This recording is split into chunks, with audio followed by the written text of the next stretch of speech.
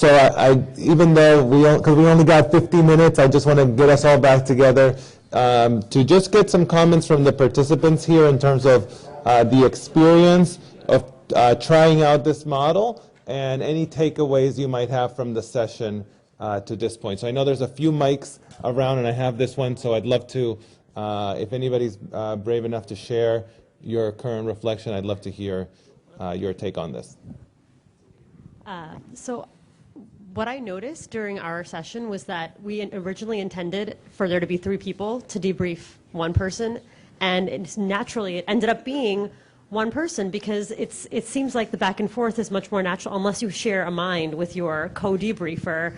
It does tend to feel like it flows better. And the goal is a conversation, not a sentencing panel. So I would agree to that. Other takeaways?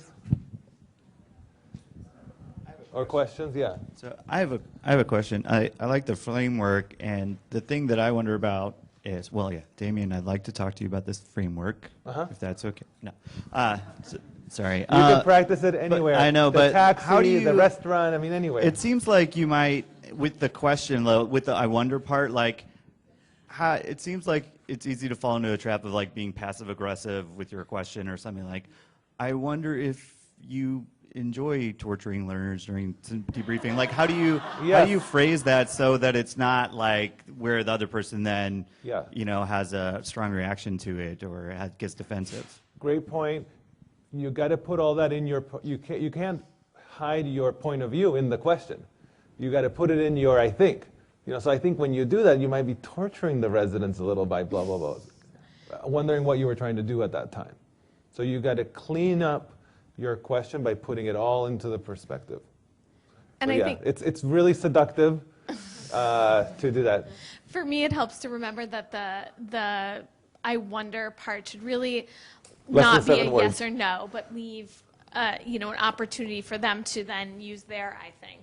Yeah. And so an open-ended question rather than I think that's a good way to torture the residents. Yes. Another little quip that helps me is so building on it shouldn't be yes or no. It's also, if it's a curious question, you cannot know the answer to it. So if you already think, if you're trying to lead them somewhere, you know the answer. Other questions, takeaways? Is there a mic back there for you? I also really like the framework, and I'm going to try to apply it. But my question really about this process is, how do you incorporate this into a session? So I think it's probably the most effective if you can debrief the debriefer right afterwards. So how do you not lose the entire flow of your session that has to continue? Do you do it in front of the learners? Do you take a 5-minute break and let them go to the bathroom and do it? How do you not disrupt the whole thing? So for the between cases, it's just off the cuff. Otherwise, take notes and possibly even use video. There's actually an advantage to watching a bunch of sessions and then having the debriefing is that you know from your sampling methods that a single observation may not represent reality.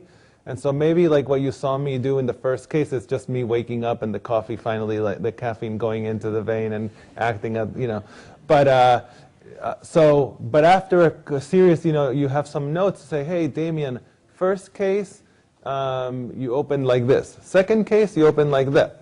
Third case, you went back to that other one. So I thought these two really worked and this one not.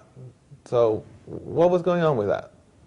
So I think late afterwards, and the same concepts that apply to clinical debriefing, like warm, cold, warm, hot debrief, and all of that could apply to debriefing the debriefer. So to operationalize it, though, if you're having a 2-hour sim session, schedule 3 hours of faculty time.